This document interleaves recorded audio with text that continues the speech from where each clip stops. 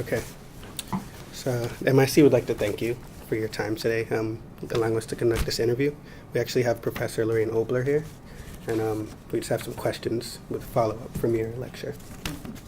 So first, when did you decide that you wanted to specialize in neuro as opposed to other subfields of linguistics? I was in graduate school, and I was an assistant teaching an Intro to Linguistics class to students from non-linguistic field. And at the end of the class, their assignment was that each of them should talk about the interface between their field and linguistics. And one of them said she was a speech-language pathologist, and she asked if she could give half of her 10-minute presentation and have a young man with aphasia give the other half. And he had Broca's aphasia with agrammatism, which of course is particularly fascinating to linguists. Yeah. And from that point, I was taken with the idea that we could do linguistics based on how people actually used language. Oh, wow. Thank you. All right, next, did you want to? What led you to research aphasia? So it was that story, plus that summer the Linguistics Institute was held in Ann Arbor, so I was there anyway, and I was teaching English as a foreign language, but I wanted to learn more about aphasia. So I got a book out of the library and read every chapter in it.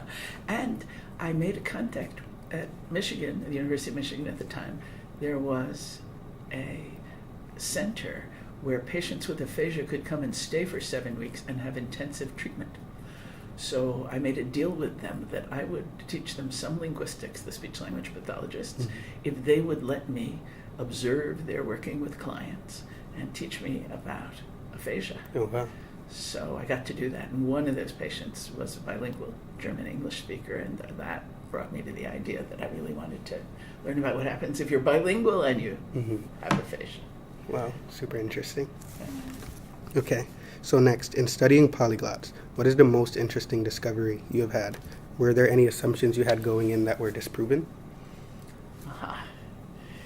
So it seemed to me as I entered the field that I had been a good second language learner, and it seemed to me that I kept my languages quite separate.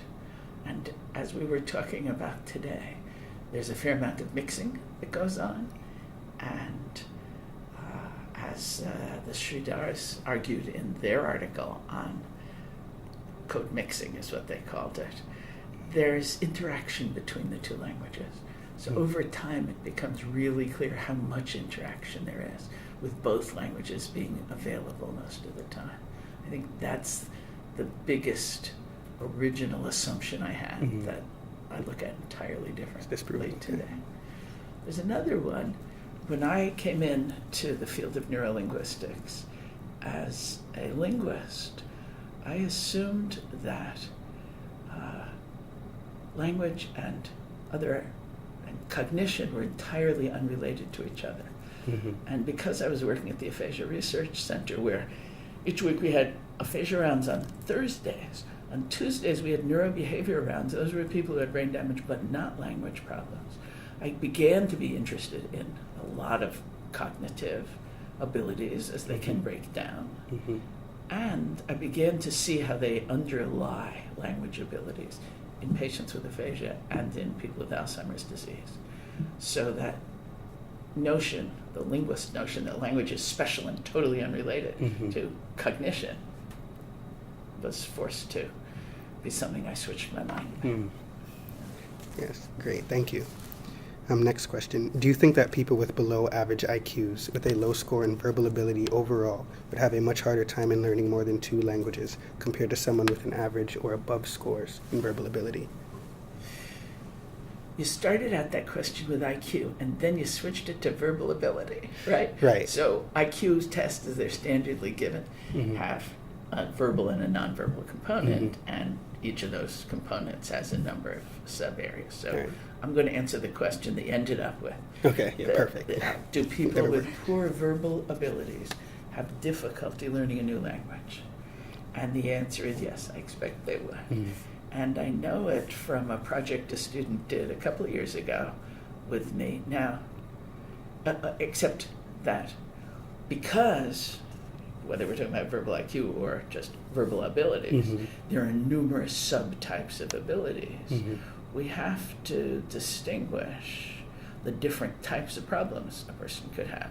For example, someone who has dyslexia, that is, difficulties learning to read, may nevertheless have a particularly rich vocabulary in their first language. But that person, on average, such people are going to have difficulties learning a foreign language. You wouldn't, you can't tell listening to me whether I have dyslexia or not. Right. I could have had problems learning to read, been slower than everyone else, and needed very explicit training for first, second, third grade. By then I was able to read. But my brain is still the same, changed some, but still has some of the issues that it had that made it hard for me to learn to read. So when, at 14, I was exposed to my first and second language, the way it happens in the U.S., pretty late when you learn another language, I could have had problems with that, with learning that language. As it happens, I was at the other end, and I saw I was a good language learner, and that's what and yet, in the first language class that I was paying attention in, it was a very smart guy, high IQ, high verbal IQ in his English, probably high nonverbal IQ too. He was really good at history, and he studied Greek and Latin, but he had great difficulty learning Hebrew the way we were forced to learn it. And Hebrew was the class you were in. And Hebrew was the class we were in. We weren't allowed to use written materials. They wanted us to have a better accent. This was the days when they were using this audio method for teaching foreign languages. And he couldn't learn that way. He needed the structure. And that's when I understood that apart from IQ, because in the world, I didn't give him IQ test, obviously, but in the world he had high IQ, you can be a good or a poor language learner. That they're markedly independent. Do you think that the way someone can learn can alter how they learn language? Say, if they're more visual, or say they can read better, or if they heard an accent, maybe they're more phonologically inclined to pick up an accent or something. So do you think that plays a role in acquiring a new language? I'm sure it does. Even more than I thought until a month ago. I went to a conference called Polyglot Conference, or the Polyglot Conference. Have you heard about it? This conference? Were you there? I was there. Oh, cool. Yep. I had never heard of it before, except one of the guys who ran it, Richard Simcott, had come to the, somehow he'd been put in touch with me, so I'd had a chance to talk with him. And through that I learned about the conference. So as you know, the people who attend that conference are people, my favorite term someone used to identify himself was, they're language nerds. They're folks who love learning languages, right? Yeah. And as people came and talked to us after the talk, me and my student Peggy Connor gave, people talked about how they focused particularly on X or on Y. There's some people who need to have the written materials and use them and make themselves cards and deliberately spend time writing in a second language. And there are others who simply immerse themselves in the street and talk with people and make friends. And that's the way they're going to be learning a language. So it has to be the case that people who have an ear that's attuned to languages will be paying more attention and probably will be the ones who have more native-like accent afterwards, as compared to someone who loves the nuances of vocabulary but doesn't have an ear for the fine phonological or phonetic distinctions. Right, yes. Right? Yeah, I agree. Thanks. Okay. Overlooking an article titled Teen Speaks Over 20 Languages, written by Englishlife.uz in February of this year, that you were involved in, actually, with Timothy Donor, the hyperglot. You stated that the ability to learn languages was connected to art and music neurologically. Can you tell us a little bit more about the evidence behind this?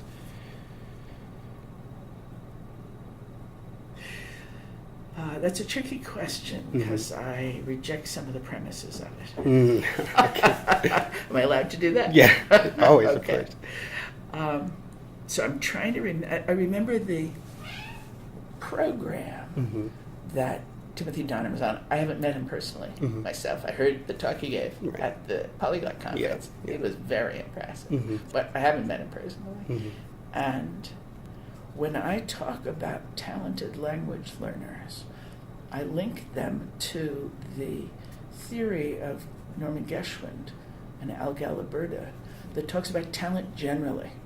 So they published a 3-part article in 1984 or 5, I guess it was 1985, where they looked at a set of talent phenomena, and they were interested in talents like mathematical talent, architectural talent, sports talent, and they were interested in what Geschwind called the neuroimmunoendocrinological factors that underlie these. So they'd done a set of studies looking, for example, at how left-handers tend to have particular talents, and that people who have left-handers in their family may also have both a set of neurological or immunological or endocrinological differences, but they at the same time may have talents. So I got particularly interested in the language talent part of it, as you know, and in the one study I did of a particularly good language learner who we called CJ, we actually did test this theory that lay people believe, that music, if you have a musical ear, you're going to be a good language learner. And while he did very well on some language-related tasks, he was merely normal on music. So he was one of the people who would go, not using grammars. In fact, he went to Morocco and he picked up Moroccan Arabic, which you will find is not easy. Right. Even compared to other varieties of Arabic, because there are very few vowels. Pretty quickly, just by getting to know people. Right. And so and had a good accent. People would comment on how accent his good was. So how good his accent was. So from that we know that you don't have to have a particularly musical ear. If one person can master languages and the accents as an adult, then that means that you don't crucially have to have a good musical ear in order to be a good language learner. So essentially they're separate. Exactly. Okay. Exactly. That's very interesting. Yeah, they're dissociated. Now, I couldn't prove, based on a single case, I couldn't prove that it's not the case. It may be the case, let me put it that way. Right. I don't have too many negatives in my sentence. It may be the case that overall, if we look at particularly good language learners, as a group, they're better at musical abilities, or I would expect certain subsets of musical abilities. Like maybe rhythm isn't so important, or maybe for certain languages like French, rhythm is important, but not for other languages that aren't rhythm-related languages, maybe like English. Germanic. So it could be the case that overall people are good at language, but what we understand from the case of CJ is it's not a necessary component to be good at music. And with visual arts, too, I haven't seen or thought about a link beyond this theory, because visual arts certainly were among the arts that Geschwind and Galaberta were thinking. Have you, off topic really quick, have you ever heard of Howard Gardner's theory of multiple intelligence? Yes. When you're explaining that, it kind of made me think about how everything was separate, but how things can also relate. So maybe it's disassociated, musical and verbal, but they can also supplement each other. Is that correct? You think so? Absolutely. Okay. Yeah, you get the dissociations, but that doesn't mean that if a person has two sets of skills that they can't use them interactively. Right. Okay. Right. That's what I would say. Thank you. Okay. And finally, in your area of work, what are some of the most important questions being asked right now? So, first I have to define for myself what my area of work Yeah, is. if you could tell us what your area of work is. Yeah. So the work we've been talking about today has to do with the bilingual brain. And it seems to me the interesting questions there are the one I was making a first approach to today, which is assuming bilinguals have a bilingual advantage before they have aphasia, what does that help them at all in recovering, either in having a lesser degree of aphasia after the brain damage, or recovering faster from the brain damage and we're not able to answer that question today, Yeah. but I think because the world has really caught on to this idea of the so-called bilingual advantage. Mhm. I think to the extent it has been demonstrated to exist, and I only talked today about it existing on the executive function tasks, Mhm. it also has been seen in Bialystok's work and elsewhere, as you probably know, Mhm. with respect to a delay in being diagnosed with having dementia 4 or 5 years. That to the extent that that's true, it should help people with aphasia, and yet we have no reason to believe that bilinguals with aphasia have any less severe of aphasia patterns Mhm. or any markedly better recovery. So that to me is a big question. It's a We have big to figure out question. what's going on there.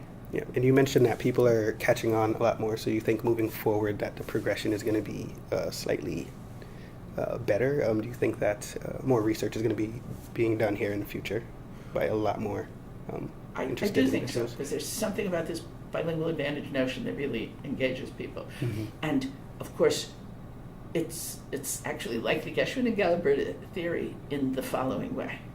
Bialystok, on the one hand, Geschwin and Galabert on the other, Mhm. have data supporting the bilingual advantage on the one hand, the neuroimmunoendocrinological factors in families and the talent case, Geschwin and Galabert. They have those data, and then they have a theory in their heads of why it might be. So with respect to the bilingual aphasia, the theory is that it comes about from various bilingualism practices. Mhm. So then, as we discussed towards the end of the question period today, we need people to look at subgroups of bilinguals who do a lot more code switching and who don't code switch.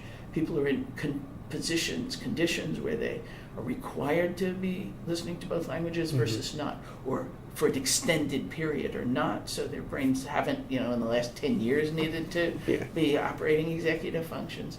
So, or we look at people, I have a student now, Marta Korikowska, who is looking at heritage language speakers, individuals who grew up mostly comprehending the language their parents were speaking, but their dominant language is not that language, but the one of the environment. Should they be halfway, the project she's designing is to ask whether they would have half the practice, because they have the comprehension need to know that 2 languages could be coming in, but they don't have the production need because they always only produce the dominant language of the environment.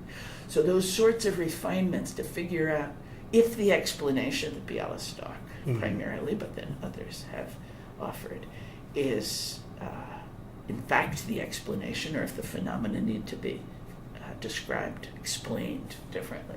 That's another area that people are excited about. A big in this question, field yeah. now. Good, good, thank you. Yeah. Well, that sums it up. Thank you so much Yeah. for asking good questions, for preparing. Sorry.